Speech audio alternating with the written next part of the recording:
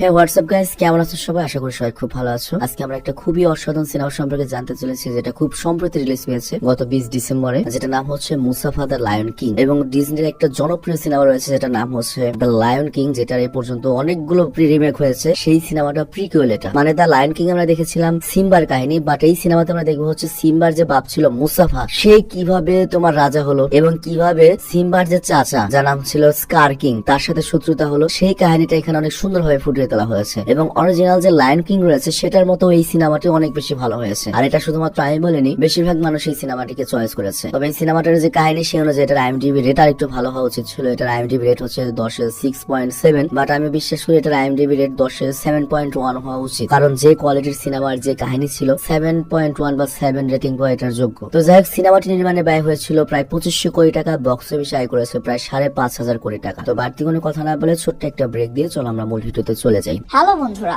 আজ আমরা এমন একটি অ্যাপ সম্পর্কে তোমাদের বলতে চাই যে অ্যাপটির অফিসিয়াল পার্টনার হচ্ছে PSG। আর এখানে অনেকগুলো ম্যাচ খেলে ল্যাপটপ, আইফোন, স্মার্ট ওয়াচ ও আরো অনেক ক্যাশ প্রাইজ জেতার সুযোগ রয়েছে। আর এই অ্যাপটিতে সকল ধরনের লাইভ ম্যাচের রেজাল্ট দেখতে পারবে এবং এই ম্যাচের স্কোর অনুমান করে গেমও খেলতে পারবে, যেমন কোন টিম জিতবে, কোন টিম কত রান করবে, কে সর্বোচ্চ স্কোর করবে। এছাড়া বিভিন্ন ধরনের গেম রয়েছে, সেগুলো খেলেও ইনকাম করতে পারো। আর রেজিস্ট্রেশনের সময় আমাদের যে প্রোমো কোডটি রয়েছে অলোক1, এটা ব্যবহার করলে প্রথম ডিপোজিটে 26,000 টাকা পর্যন্ত বোনাস পেতে পারো। আর এই টাকা তুমি খুব সহজেই বিকাশ, ব্যাংক এবং অন্যান্য সহজ পদ্ধতির মাধ্যমে উঠাতে পারো। তো আর দেরি কিসের? ডেসক্রিপশনে প্রোমো কোড এবং পিন কমেন্টে প্রোমো কোড সহ সাইন আপ লিংক রয়েছে, সেটা ব্যবহার করো এবং ক্যাশ প্রাইজ জিতো। আর এখানে আরেকটা কথা মনে রেখো, আমরা যেই বিজ্ঞাপন দেই না কেন, অনলাইন থেকে টাকা আয় করা এত সহজ কোনো ব্যাপার নয়। তোমরা কোনো আর্থিক ক্ষতির সম্ভাবনা রয়েছে এমন কোনো ওয়েবসাইটে যাবে না। তো ব্রেক শেষে আবার আমরা মূল ভিডিওতে আসলাম। তো সিনেমা শুরু হয় ব্রাইট রক নামের একটা জঙ্গল থেকে, এবং এটা এমন একটা জঙ্গল যা দেখতে অনেক সুন্দর এবং অনেক বড়। আর এই জঙ্গলটা এতটাই সুন্দর যে এখানে পশু পাখিদের স্বর্গরাজ্য বলা হয়। আর এরপর আমরা দেখতে পাই যে এই পুরো জঙ্গলে রাজ করা হচ্ছে আমাদের নায়ক সিম্বা, আর এই সিম্বা হচ্ছে মুসাফার ছেলে। আর আমরা দেখি সিম্বা আর নালার বিয়ের পরে তাদের একটা বাচ্চা হয়েছে যার নাম হচ্ছে কিয়ারা। তো সিম্বা তার বাচ্চা কিয়ারাকে নিয়ে জঙ্গলে ঘুরছিল, কিন্তু তখনই সিম্বা জঙ্গলে এক ধরনের বিপদে গ্রাণ পায়। আর এই গ্রাণ শুকেও বুঝতে পারে ওর স্ত্রী নালা এই মুহূর্তে কোন একটা বিপদে রয়েছে। তো এটা জানার পরে সিম্বা করে কি তার মেয়ে কিয়ারাকে গুহার ভেতরে নিয়ে যায় এবং সেখানে রেখে সিম্বা তার মেয়েকে বলে, আমি তোমার মাকে বিপদ থেকে উদ্ধার করতে যাবো এবং সন্ধ্যার মধ্যে ফিরে আসবো। তো সিম্বার এই কথা শুনে কিয়ারা ভয় পেয়ে যায়। আর তখন সিম্বা বলে, তোমাকে ভয় পেতে হবে না, কারণ এখানে তোমার খেয়াল রাখার জন্য টিমন এবং পুম্বা থাকবে। এবং ওই শুয়োর, আর ওইটার নাম জানে কি রোটেন নাকি রোকেন, কি জানি নাম ওই প্রাণীটার, ভুলে গেছি, রেকুন সম্ভবত নাম। তো যাই হোক, এরপর আস্তে আস্তে সময় তো কেটে যায়, রাত হয়ে যায়। রাত হতে অনেক জোরে বৃষ্টি শুরু হয়। আর এখানে লক্ষ্য কিয়ারার বয়স খুবই কম, কিছুদিন আগে জন্ম হয়েছে। তো এবারে সে প্রথম বৃষ্টি দেখলো। আর নর্মালি ক্যাট টাইপ সকল প্রাণী তো পানি ভয় পায়, তো সিংহ পানি ভয় পায়। তো কিয়ারা প্রথমবার পানি দেখে ভয় পেয়ে যায়। বাট তখনই সেই গুহাতে রাফিকি চলে আসে। আর রাফিকিকে দেখে কিয়ারা অনেক খুশি হয়, কারণ কিয়ারা রাফিকিকে অনেক পছন্দ করে। তো যাই হোক, রাফিকিও কিন্তু এখানে কিয়ারাকে তার নাতনি ভাবে, মানে কিয়ারা তো মেয়ে। তো কিয়ারা রাফিকিকে দেখে বলে, আমার পানি দেখে ভয় লাগে। আর তখন রাফিকি কিয়ারাকে বলে, তোমার শরীরে যে সাহসী সিংহের রক্ত বইছে, সে এক সময় পানি দেখে ভয় পেত, কিন্তু সে তার ভয়কে জয় করেছে। আর এই কারণে সে একটা সাহসী সিংহ হতে পেরেছে। তবে রাফিকের কথা শুনে কিয়ারা বলে, আমার দাদা মুসাফা এবং বাবা সিম্বা দুজনই সাহসী সিংহ, কিন্তু তাদের মতো সাহসী সিংহ আমি কখনোই হতে পারবো না। বাট রাফিকি যখন এই কথা শুনে তখন সে কিয়ারাকে বলে, দেখো আজকে আমি তোমাকে এমন একটা সিংহের ব্যাপারে বলবো যে কিনা একসময় তোমার মতোই বয়সী ছিল এবং সেও পানি দেখে ভয় পেত।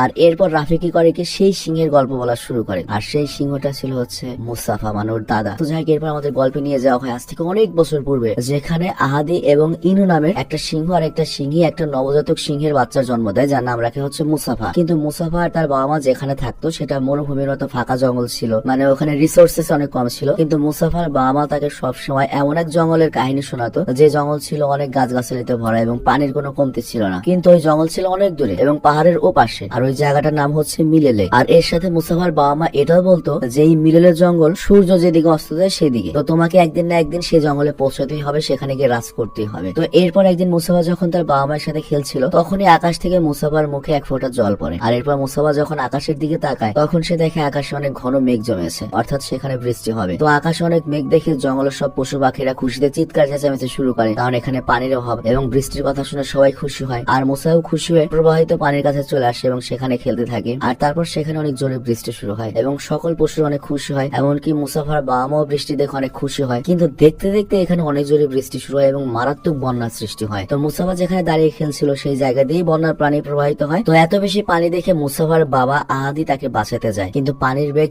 এত বেশি হয় যে আহাদি মুসাফাকে বাঁচাতে পারে না এবং মুসাফা পানিতে ভেসে অনেক দূরে চলে যায়। তো যাই হোক, মুসাফা পানিতে ভেসে তাদের রাজ্য থেকে অন্য এক সিংহের রাজ্যে চলে আসে, অর্থাৎ এমন একটা জঙ্গল যেখানে অন্য সিংহ রাজ করে। আর এর কিছু সময় পরে মুসাফা যখন চোখ খোলে সে দেখে পানিতে ভেসে থাকা সেখানে একটা গাছের টুকরাতে সে আটকে রয়েছে। আর তখনই মুসাফার ডাঙায় মানে একটু শুকনা জায়গায় একটা সিংহের বাচ্চাকে দেখতে পায় যে কিনা ওর সমবয়সী। তো এরপর ওই ডাঙার বাচ্চাটি মুসাফাকে ডাকে এবং বলে যে তোমার নাম কি? তখন মুসাফা বলে আমার নাম হচ্ছে মুসাফা। আর ওই বাচ্চাটির নিজের নাম বলা হচ্ছে ডাকা। তো যাই হোক, এরপর ডাকা মুসাফাকে বলে দ্রুত পানি থেকে উঠে আসো, কারণ এই পানিতে কুমির রয়েছে যারা দেখলো তোমাকে খেয়ে ফেলবে। তো এই কথা শুনে মুসাফা তো ভয় পেয়ে যায়, দ্রুত পা চালায় এবং নিজেকে পানি থেকে উপরে তোলার চেষ্টা করে। বাট তখনই দেখা যায় ছোট দুটো কুমির মুসাফাকে ধাওয়া করে খাওয়ার জন্য। বাট মুসাফা অল্পের জন্য পানির কিনারে আসতে পারে এবং ডাকা ওকে প্রাণে বাঁচিয়ে ফেলে। তো যাই হোক, এরপরে দেখা যায় সেখানে ডাকার মা চলে এসেছে যার নাম হচ্ছে এশা। তো এশা ডাকাকে বকা দেয় যে তুমি এই জঙ্গলের রাজার ছেলে, এরকম ফাঁকা জায়গায় একা ঘোরাফেরা করা উচিত নয়। বাট তখন ডাকা তার মা এশাকে জানায় আজকে আমি একটা সিংহের বাচ্চার জীবন বাঁচিয়েছি। তো এই কথা বলে সে তার মায়ের সাথে মুসাফার পরিচয় করিয়ে দেয়। আর তারপর এশা ডাকাকে বলে তুমি একটা রাজপুত্র, তুমি কোনো পরিচয়হীন রাস্তার সিংহের বাচ্চার সাথে ঘোরাফেরা করতে পারো না। বাট এই কথা শুনে মুসাফা জানায় আমি কোনো পরিচয়হীন সিংহের বাচ্চা নই,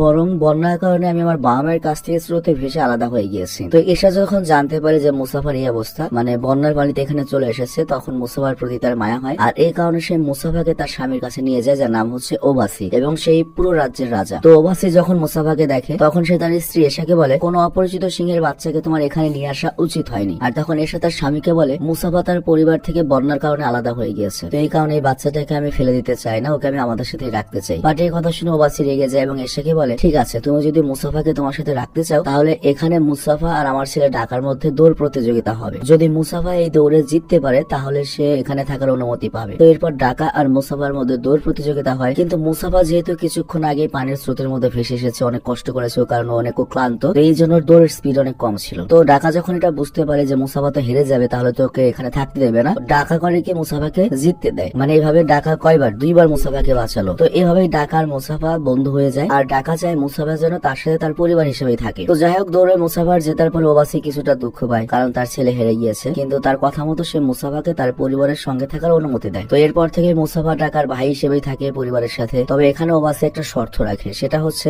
মুসাফা শুধুমাত্র মেয়ে সিংহদের সাথে থাকবে, পুরুষদের সাথে থাকবে না। তবে তারপরে মুসাফা আর ডাকা অনেক বেশি ভালো বন্ধু হয়ে যায়, তারা ফ্রি পেলে একসাথে খেলা করতো। আবার এসব মুসাফাকে তার ছেলে ভাবতে শুরু করে এবং মুসাফাকে নানান লড়াই করার কৌশল শেখাতে থাকে। আর অন্যদিকে ডাকা তো বেশিরভাগ সময় তার বাবার সাথে থাকতো, তবে ওর বাবা ওবাসি ছিল অলস সিংহ। তো এই কারণে ডাকাকে সে খুব বেশি কিছু লড়াই টড়াই শেখায় না, এই জন্য ডাকা আস্তে আস্তে ভীতু হতে থাকে এবং অলস হতে থাকে। তো এইভাবে ধীরে ধীরে কয়েক বছর কেটে যায় আর সেই সাথে মুসাফা ডাকাও বেশ বড় হয়ে যায়। আর এই দুজন বড় হওয়ার পরে আমরা জানতে পারি মুসাফার একটা স্পেশাল স্কিল রয়েছে, সে বাকি সব সিংহের তুলনায় অনেক বেশি পারদর্শী, শক্তিশালী এবং তার গ্রাণ শক্তি ছিল অনেক প্রখর এবং তার সেন্সও বাকি সব সিংহের চেয়ে অনেক বেশি ধারালো ছিল। তো মুসাফা তার এই স্পেশাল স্কিল দিয়ে তার শিকার কোথায় রয়েছে, কিভাবে রয়েছে, কত দূরে রয়েছে, কিভাবে অ্যাটাক করতে হবে সব আগে থেকে সেন্স করতে পারত। আর এর জন্য মুসাফা সবসময় তার মা এশার সাথে শিকার উদ্দেশ্যে যেত। তো একদিন যখন তারা শিকার করতে একটু দূরে চলে যায় তখন সেখানে আরো অনেকগুলো সিংহ চলে আসে। আর এইসব সিংহ ছিল হচ্ছে অন্য জঙ্গলের বা অন্য রাজ্যের এবং তারা দেখতে সাদা ছিল এবং আকারেও বড় ছিল এবং অনেক বেশি হিংস্র ছিল। তো এটা দেখে এশা করে কি মুসাফাকে লুকাতে পারে, নিজেও লুকিয়ে পারে, কিন্তু আমরা দেখতে পাই এইসব সাদা সিংহ ওদেরকে দেখে ফেলে এবং ওদের উপর হামলা করে দেয়। তো এই হামলা দেখে মুসাফা ভয় না পেয়ে তার মাকে রক্ষা করার জন্য ওদের সাথে সাহসিকতার সাথে মোকাবেলা করে। আর ঠিক তখনই পেছন থেকে ডাকা চলে আসে, কিন্তু সে এসে যখন দেখতে পায় যে এই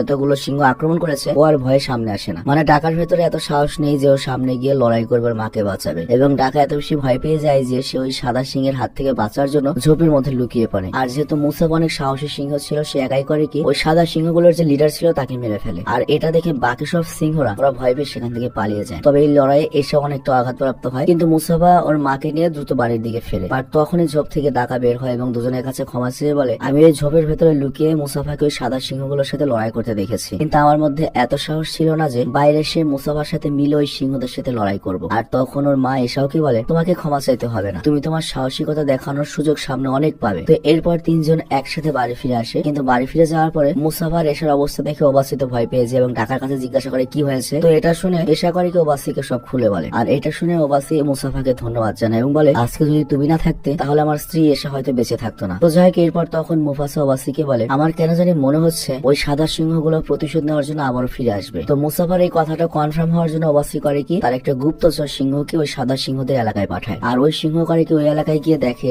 যে আজকে যে লড়াই হয়েছে তার জন্য ওই সিংহদের যে রাজা সে খুব খেপে গিয়েছে। তো আমরা এখানে জানতে পারি ওই লড়াইয়ে মুসাফের হাতে যে সিংহটা মারা গিয়েছে সেটা মূলত ওই রাজার ছেলে ছিল। আর ওই সাদা সিংহ বা রাজার নাম হচ্ছে কিরোস, যে কিনা সিংহদের মধ্যে সবচেয়ে শক্তিশালী এবং সবচেয়ে বেশি হিংস্র, সবচেয়ে সাইজে বড়। তো কিরোস তার ছেলের মৃত্যুর কথা শুনে তো মনে করো রাগে ফেটে পড়ে এবং জোরে জোরে গর্জন করতে থাকে। আর তখন কিরোস সিদ্ধান্ত নেয় সে তার ছেলের হত্যাকারী মুসাফাকে মারবে এবং এর সাথে সে ডাকাকেও মারবে, কারণ ডাকা হচ্ছে অন্য জঙ্গলের রাজার ছেলে। তো এই পাশে রাজার ছেলে মরেছে, ওই পাশে রাজার ছেলে মরবে, হিসাব বরাবর হবে। আর এইসব কথা শুনে ওবাসি এবং বাকি সিংহরা বুঝতে পারে হয়তো কাল সকালের মধ্যে কিরোস তার সকল সিংহদের নিয়ে আসবে এবং মুফাসা এবং ডাকা দুজনকে মেরে ফেলবে। তো এটা জানার পরে সবাই ভয় পেয়ে যায়। আর তখন রাজা ওবাসি এবং রানী এশা দুজনেই মুসাফা এবং ডাকাকে এখান থেকে পালাতে বলে এবং ওদেরকে সোজা পাহাড়ের ওপাশে মিলেলের রাজ্যে যেতে বলে, যেগুলোকে পশুদের স্বর্গরাজ্য বলা হয়। মুসাফাকে ওর বাবা মা ওই জায়গাতে যেতে বলেছিল। আর ওখানে গেলে কিরোস আর তার সঙ্গীরা কখনো ওদেরকে খুঁজে পাবে না। বাট এই কথা শুনে প্রথমে মুসা আর ডাকা তাদের পরিবার ছেড়ে যেতে চায় না, কিন্তু ওর বাবা মায়ের জেদের কারণে ওদেরকে সেখান থেকে যেতে হয়। তো যাই হোক, এর পরের দিন সকাল হতে আমরা দেখি ওবাসি আর এশার কাছে কিরোস এবং তার পুরো সিংহ প্যাক চলে এসেছে। তো সেখানে সে কিরোস মুসাফা আর ডাকাকে চায়। আর কিরোসের কথা শুনে ওবাসি তাকে বলে দেখো আমরা এখানে কোনো লড়াই চাই না, আমরা শান্তি চাই এবং আমি চাই তুমি তোমার আর্মি নিয়ে এখান থেকে চলে যাও। আর ওবাসি এরপর কিরোসকে এটাও বলে যে সিংহদের তো কিছু নিয়ম রয়েছে আর সেই নিয়ম অনুযায়ী এক রাজ্যের সিংহ অন্য রাজ্যে তার অনুমতি ছাড়া প্রবেশ করতে পারে না। কিন্তু কিরোস কোনো নিয়মের তোয়াক্কা করে না, সে এখানে শুধুমাত্র মুসাফা আর ডাকাকে মারতে এসেছে। কিন্তু যেহেতু এখানে ওবাসি এশা বা তাদের কোনো সিংহই মুসাফা ডাকার ব্যাপারে বলে না, তখন কিরোস এবং তার সঙ্গীরা মিলে ওদের সবাইকে মেরে ফেলে। আর অন্যদিকে আমরা দেখি মুসাফা আর ডাকা অনেক দূর চলে এসেছে এবং সূর্যের পিছু করতে করতে সোজা মিলেলের দিকে যাচ্ছে। আর রাস্তায় তখন চলার মধ্যে তাদের পরিবার অনেক চিন্তা হয়। আর এরপর তারা যখন পেছনে ফিরে তারা দেখতে পায় পাখিরা ভয় পেয়ে কিচিরমিচির করে সামনের দিকে পালাচ্ছে। তো এটা দেখে মুসাফা বুঝতে পারে হয়তো কিরোস তার সঙ্গীদের নিয়ে আমাদের পিছু করছে। তো এটা বোঝার পরে মুসাফা ডাকা করে কি আরো জোরে জোরে দৌড়ে পালাতে থাকে, অনেক দূর চলে আসে। কিন্তু তাদের সামনে একটা ঝর্ণা ছিল আর তারা দুজন সামনে যেতে বারবার ভাবছিল, মানে একটা খাড়া খাচ্ছিল আর কি। তো এরা সামনে যেতে পারছিল না, ভয় পাচ্ছিল। কিন্তু যেহেতু ওদের হাতে আর কোনো অপশন নেই, কারণ ওরা দুজন করে কি সোজা ঝর্ণা থেকে লাফ দেয়। আর ঝর্ণা থেকে লাফ দেওয়ার পরে মুস্তাফা তো প্রায় মরতেই বসে, তখন আবারও ওকে ওই ডাকায় বাঁচিয়ে নেয়, মানে এবার দিয়ে 3 বার বাঁচালো ওকে। আর ওইদিকে কিরোস চলে আসে আর সে ঝর্ণার নিচের দিকে তাকিয়ে বলে ওদের দুজনকে দ্রুত খুঁজে বের করো, আমি ওদের দুজনকে আজকে শেষ করে ফেলবো। আর এরপর আমরা মুসাফাকে দেখি যে জঙ্গলের মধ্যে দিয়ে হেঁটে যাচ্ছিল, কিন্তু রাত হয়ে গিয়েছে আর তখন ওর হঠাৎ মনে হয় কি ওদের পিছু নিয়েছে। তো এরপর মুসাফা যখন পেছনে তালাশ করে তখন ও জানতে পারে যে কিছু সময় ধরে ওরা ডাকার পিছু নিয়েছে একটা সিংহী, মানে একটা মেয়ে সিংহ। আর ওই সিংহীটা ওদের বয়সী, যার নাম হচ্ছে সারা। তো সারাও মুসাফার ডাকার মতো একটা রাজকন্যা আর কি, কিন্তু কিছু সময় আগে সেও জঙ্গলে হারিয়ে গিয়েছে। আর সারার সাথে একটা পাখি ছিল যে আর কি তার সঙ্গী, আর ওই পাখির নাম হচ্ছে জাজু। তো যাই হোক, তারা নিজেদের ব্যাপারে জানার পরে চারজন একসাথে হয়ে চারজন একটা টিম বানায় এবং সামনের দিকে এগিয়ে যায়। আর কিছু দূর যাওয়ার পরে আমরা একটা গাছকে দেখতে পাই। আর এই গাছটি দেখতে অনেক বড় ছিল এবং গাছের উপরে আমরা অনেক বান্দর দেখতে পাই। তবে এই বান্দরগুলো তাদের মধ্যে সবচেয়ে যে বৃদ্ধ বান্দরটি ছিল তার উপর চিৎকার চেঁচামেচি করছিল এবং তাকে এই গাছ থেকে দূরে যেতে বলছিল। অ্যাকচুয়ালি এখানে যে বৃদ্ধ বান্দরটা ছিল বা বাদরটা ছিল সে দেখতে ছিল অন্যরকম। আর তাছাড়া এই বাদরটার কাছে একটা স্পেশাল পাওয়ার রয়েছে। আর এই কারণে এখানে অনেক প্রাণী আক্রমণ করে এবং বাদরটিকে মারার চেষ্টা করে। আর এর জন্য সকল বাদররা মিলে সিদ্ধান্ত নিয়েছে এই বাদরটিকে তাদের সমাজ থেকে আলাদা করে দেবে বা বাতিল করে দেবে। তো এই জন্য বাদর মনের দুঃখে ওদের গ্যাং থেকে আলাদা হয়ে জঙ্গলের দিকে একাই চলে যায়। আর এই বাদরটার নাম হচ্ছে রাফিকি, অর্থাৎ বর্তমানে এই রাফিকি কিন্তু মুসাফার মেয়েকে গল্পটা বলছে। তো যাই হোক, জঙ্গলের দিকে যাওয়ার সময় রাফিকির দেখা হয় মুসাফার টিমের সাথে এবং রাফিকিকে দেখে মুসাফার ওদেরকে টিমে নিয়ে নেয়। আর রাফিকি তখন জানতে পারে মুসাফার তার টিম এখন মিলেলে জঙ্গলের দিকে যাচ্ছে। তো এই কারণে রাফিকিও তার স্পেশাল পাওয়ার ব্যবহার করে মুসাফার টিমকে জানায় যে আমরা ঠিক পথে যাচ্ছি। তো এরপর মুসাফার তার টিম সঠিক রাস্তা ধরে এগোতে থাকে আর রাফিকি ওদের সাথে মিলে যেতে থাকে, এগোতে থাকে। আর যেতে যেতে সকাল হয়ে যায়। আর এরপর আমরা দেখি ডাকা মুসাফার কাছে আসে আর মুসাফাকে বলে আমি তো সারাকে ভালোবেসে ফেলেছি আর আমি চাচ্ছি তুই আমাকে এমন কোন টিপস দে যাতে আমি ওকে পটাতে পারি। তো এই কথা শুনে মুসাফা ডাকাকে বলে তুই সারাকে বল যে ওর শরীর থেকে ফুলের সুঘ্রাণ আসছে। তো এই কথা শুনে ডাকা মুসাফাকে জিজ্ঞাসা করে তুমি এটা কিভাবে জানলে? মুসাফা তখন ডাকাকে বলে তুই তো জানিসই যে আমার ঘ্রাণ শক্তি বাকি সবার চেয়ে অনেক বেশি প্রখর। এরপর ডাকা সারার কাছে যায় আর সে সারাকে বলে তোমার শরীর থেকে আমি ফুলের ঘ্রাণ পাচ্ছি। তো এই কথা শুনে সারা অনেক ইমপ্রেস হয়ে যায় এবং খুশিতে ডাকার সাথে কথা বলতে শুরু করে। কিন্তু কিছু দূর যাওয়ার পরে তারা সবাই নোটিস করে কিরোস এবং তার সাথে থাকা সকল সিংহ ওদেরকে চারদিক থেকে ঘিরে ফেলেছে আর তাদের সামনে বাঁচার কোনো পথ নেই। বাট ওই সময় রাফিকি নোটিস করে যে সামনে হাতির পুরো গ্যাং রয়েছে। তো এই কারণে সে মুসাফাকে বলে তুমি যদি কোনোভাবে ওদের ধ্যানটা চেঞ্জ করে দিতে পারো এবং হাতিদের বিচ্ছিন্ন করে দিতে করতে পারো তাহলে কিরোস এবং বাকি সিংহদের হাত থেকে আমরা বেঁচে পালাতে পারবো। তো এরপর রাফিকে বুদ্ধি করে কি সেখানে একটা মৌমাছির চাক ছিল, আর দিয়ে না করে সেই মৌমাছির চাকে হামলা করে, যে কারণে মৌমাছির চাক থেকে মৌমাছি বের হয় এবং পাশ দিয়ে হেঁটে চলার সকল হাতিদের কামড়াতে শুরু করে, যার কারণে হাতিরা এদিক ওদিক ছোটাছুটি শুরু করে। আর এই কারণে কিরোস এবং তার সাথে থাকা সিংহগুলো মুসাফার টিমের কাছে আসতে পারে না। আর হাতিদের ছোটাছুটির কারণে মুসাফার তার টিমকে লুকাতে হয়, কারণ হাতিদের পায়ের নিচে তাদের মৃত্যু হতে পারে। মানে বুঝতেই পারছো, হাতিদের ওরা ইউজ করছে ঠিকই, কিন্তু ওই হাতের তলে পড়লে তোরাও শেষ। তো যাই হোক, সবাই পার হতে পারে, কিন্তু সারা মানে নায়িকা সে হাতির সাথে ধাক্কা লেগে বেহুশ হয়ে যায়। আর সারা যেহেতু বেহুশ হয়ে নিচে পড়ে রয়েছে, হাতির মাঝে রয়েছে, তো ওখানে যদি ও হাতির নিচে পড়ে তো শেষ। তো কাউকে তো যেতে হবে ওকে বাঁচাতে, কেউ সাহস পায় না। বাট মুসাফা তখন আবার সারার কাছে ফিরে আসে এবং ওকে তুলে তারপর নিয়ে যায়। আর এরপর যখন সারার জ্ঞান ফিরে আসে তখন সারা দেখে তারা পুরো টিম একটা সেফ জায়গায় রয়েছে। আর তখন সারা মুসাফাকে জিজ্ঞাসা করে আমাকে কে বাঁচিয়েছে। তো এই কথা শুনে মুসাফা বলে তোমাকে ডাকা বাঁচিয়েছে।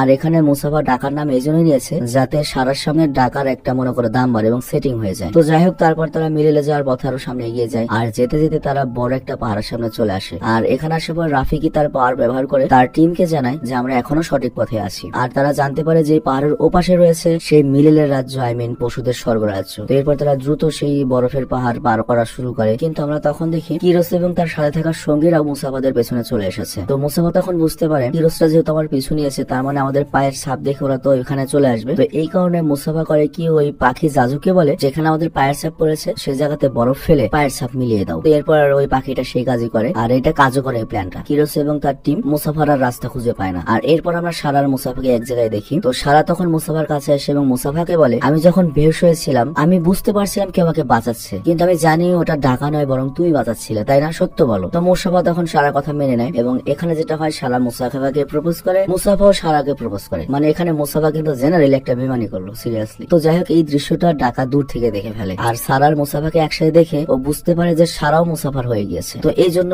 মুসাফার প্রতি একটা ঘৃণা চলে আসে। মানে মুসাফা তো সবই কেড়ে নিয়েছে। তো তারা এত রাগ হয় যে মুসাফার উপর সে প্রতিশোধ নেবে। তুমি চিন্তা করো যে মুসাফাকে রাস্তা থেকে তুলে এনে মায়ের ভাগ দিয়েছে, বাপের ভাগ দিয়েছে, সব দিয়ে দিয়েছে, ভাইও বানিয়েছে, সেই ভাই এখন মনে করো প্রেম নিয়ে টানাটানি। মানে কথা আছে না, ভাই ভাই রক্তের বাঁধন দূর হয় নারীর কান্না, এই ধরনের কথা হয়েছে, তাই এখানে হয়েছে আর কি। তো যাই হোক, এখানে ডাকার এত রাগ হয় যে সে পাহাড়ের নিচে যায় এবং কিরোসের টিমকে খুঁজতে থাকে। আর এরপর সে যখন কিরোসকে খুঁজে পায় তখন ডাকা বলে আমি তোমার দলের সাথে মিলতে চাই, কারণ মুসাফা আমার এখন শত্রু আর আমি মুসাফাকে মারতে চাই। তোর কথা শুনে ডাকা কিরোসকে টিমে নেয়। আর তারপর সিদ্ধান্ত হয় ডাকা এখান থেকে উপরে যাবে এবং মুসাফার সাথে চলবে, তবে পায়ের ছাপ রেখে যাবে যাতে কিরোস এবং তার সঙ্গীরা ওই পায়ের ছাপ ফলো করে মুসাফা পর্যন্ত পৌঁছাতে পারে আর তারপর তাকে মেরে ফেলবে। তো যাই হোক, এরপর ডাকা সেখান থেকে চলে যায় আর সে মুসাফার কাছে আসে। তো মুসাফা তখন জিজ্ঞাসা করে তুমি সারা রাত কোথায় ছিলে? তখন ডাকা মিথ্যে বলে যে শিকারের জন্য গিয়েছিলাম তোমাদের জন্য খাবার আনতে, কিন্তু কোথাও পাইনি। তো এরপর আবারও জার্নি শুরু হয়, তারা মিলেলের দিকে যেতে থাকে। আর কিছু সময় পর তারা সবাই মিলেলে পৌঁছে যায়। তো মিলেলে যাওয়ার পরে সবাই তো খুশি। আর এত বড় ঘন সুন্দর জঙ্গল, পানি রয়েছে, সবকিছু রয়েছে, এটা দেখে ওরা পাগল হয়ে যায়, সত্যি একটা স্বর্গরাজ্য। কিন্তু এখানে আমরা দেখি মুসাফা এবং তার টিম যখন এখানে প্রবেশ করে তখন জঙ্গলের বাকি পশুরা জিজ্ঞাসা করে তোমরা কেন এসেছো, কিসের জন্য এসেছো? তো মুসাফা তখন সব খুলে বলে। বাট এটা শুনে জঙ্গলের পশু পাখিরা ভয় পেয়ে যায় এবং তারা বলে তোমরা যে এখানে এসেছো, যদি তোমাদের পিছু পিছু এখন কিরোস এবং তার সঙ্গীরা চলে আসে তাহলে তো তোমাদের সাথে আমাদেরও মেরে ফেলবে। বাট মুসাফা ওদেরকে নিশ্চিন্ত করে কিরোস এখানে আসতে পারবে না, কারণ আমরা কোনো পায়ের ছাপ রেখে আসিনি। বাট তখনই মুসাফা কারো গর্জন শুনতে পায়। এরপর সে যখন পেছনে তাকায় সে দেখে কিরোস তার পুরো আর্মি নিয়ে চলে এসেছে। তো মুসাফা তো কিরোসকে দেখে চমকে যায়, ভাতে থাকে কিরোস এখানে কিভাবে আসলো। বাট তখন কিরোস মুসাফাকে বলে এখানে আসার জন্য তো তোর ভাই আমাকে সাহায্য করেছে, ওর সাহায্যের কারণে তো আমরা এখানে আসতে পেরেছি। তো এই কথা শুনে মুসাফা বিশ্বাসই করতে পারে না যে ওর ভাই এটা কি করলো। কিন্তু তখনই কিরোস এসে মুসাফার উপর হামলা করে দেয়, দুজনের মধ্যে লড়াই শুরু হয়। আর অন্যদিকে মুসাফার বাকি যে টিম ছিল তারা কিরোসের সাথে থাকা বাকি সব সিংহদের সাথে লড়াই করতে থাকে। আর এরপর আমরা দেখি কিরোস আর মুসাফা একটা খাদে পড়ে যায় আর ওই স্থানে মুসাফা আর কিরোসের সাথে সেই লড়াই হতে থাকে। কিন্তু কিরোস ছিল এক্সপিরিয়েন্সড, মুসার সাইজে বড় এবং শক্তিশালী, তো এই জন্য মুসাফার সাথে তার লড়াই করা অনেক কঠিন হয়ে যায়। আর এদিকে ডাকা কিছুটা দূরে দাঁড়িয়েছিল, ওদের লড়াই দেখছিল। কিন্তু তখনই ডাকার মনে পড়ে মায়ের বলা কথাটা। ওর মাকে বলেছিল তোমার সাহসিকতা দেখানোর সুযোগ অনেক পাবে তোমার জীবনে, তখন মিস করো না, হাতছাড়া করো না। তো ডাকা আজকে সিদ্ধান্ত নেয় সে যে ভুলটা করেছে সেটা শুধরাতে হবে, আজকে সাহসিকতা দেখাতে হবে এবং আজকে সে তার ভাইয়ের পাশে লড়াই করবে। তো যাই হোক, ওইদিকে তো কিরোস আর মুসাফা লড়াই করছিল। আর তো এক মুহূর্তে কিরোস করে কি মুসাফার চেহারায় অনেক বড় একটা থাবা বসিয়ে দেয়। বাট ওই সময় সামনে চলে আসে ডাকা এবং ডাকার চেহারায় ওই আঘাতটা লাগে। আর এই হামলার কারণে ডাকার চেহারায় একটা থাবার চিহ্ন ফুটে ওঠে। তো এরপর ডাকার মুফাসা মিলে ওই কিরোসের সাথে ফাইট করে এবং তারা দুজনে মিলে কিরোসকে পানিতে ফেলে দেয় এবং কিরোস গভীর জলের নিচে চলে যায় আর এই কারণে সেখানেই মারা যায়। আর তারপর আমরা দেখি এই লড়াইয়ের পরে মুসাফা পুরো মিলেলের রাজ্যের রাজা হয়ে যায়, কারণ মুসাফাই রাজ্যের সবাইকে কিরোস এবং তার দল থেকে বাঁচিয়েছে। তো যাই হোক, এরপর মুসাফার এখানে তার মায়ের সাথে আবার দেখা হয়েছে, তার মারাও এখানে চলে এসেছে। তো মুসাফার মা তাকে কাছে পেয়ে অনেক খুশি, ছোটবেলা সে হারানো বাচ্চাকে ফিরে পেয়েছে। গেছে। আর এরপর এখানে থাকা সকল পশু মুসাফাকে বলে ডাকাকে এই জঙ্গল থেকে বের করে দেওয়ার জন্য, কারণ ডাকাই মুসাফাকে ধোকা দিয়েছে এবং এখানে কিরোসের দলকে নিয়ে এসেছে। বাট মুসাফা এমনটা করে না, মুসাফা উল্টো বলে যে আমি যেহেতু মিলেলের রাজ্যের রাজা, তো এর জন্য আমার ভাইয়ের মতো বন্ধু এখানেই থাকবে। কিন্তু এর সাথে মুসাফা এটাও প্রমিস করে আজকের পর থেকে আমি আর কখনো ডাকার নাম আমার মুখে নেব না, আমার কলেজে ছুরি মেরেছে। তো মুসাফার কথা শুনে ডাকাও সবাইকে বলে আজ থেকে আমার নাম হচ্ছে স্কার, যাতে এরপর থেকে কেউ যদি আমার নাম ডাকে আমি আজকের কথা মনে করি এবং আমার অনুশোচনা হয়। আর এখানে স্টোরিটা শেষ হয়। মানে বুঝতেই পারছো কিভাবে স্কার কিং তৈরি হয়েছে বা ভিলেন তৈরি হয়েছে। তো যাই হোক, এরপর স্টোরি শেষ হওয়ার পরে আমরা সিম্বার মেয়ে কিয়ারাকে দেখতে পাই, যে অনেক খুশি এই স্টোরি শুনে। আর তখনই কিয়ারার কাছে তার বাবা সিম্বা এবং মা নালা চলে আসে। আর সেই সাথে কিয়ারা দেখে তাদের সাথে আর একটা বাচ্চা এসেছে, যে কিনা ওর ছোট ভাই, মানে ওর মায়ের বাচ্চা হওয়ার জন্য আর কি আটকা পড়ে গিয়েছিল কোথায়। আর এখানে এই সিনেমাটা শেষ হয়। তো এই সিনেমাটা দেখে তুমি কি বুঝলে? ভিলেন জন্মগত ভাবে কেউ ভিলেন হয় না নরমালি, জন্ম নেওয়ার পরে আশেপাশের পরিবেশ, সিচুয়েশন, মানুষজন তাকে ভিলেন বানিয়ে দেয়। আর স্কার কিং এর ক্ষেত্রেও সেটাই ঘটেছে। তো আমি স্কার কিং কে সরাসরি আমি ভিলেন বলতে পারছি না। পরবর্তী পর্বে গিয়ে স্কার যে ভিলেন হয়, মুসাফাও এর জন্য যথেষ্ট দায়ী আছে আর কি, একেবারে মিথ্যা কথা না।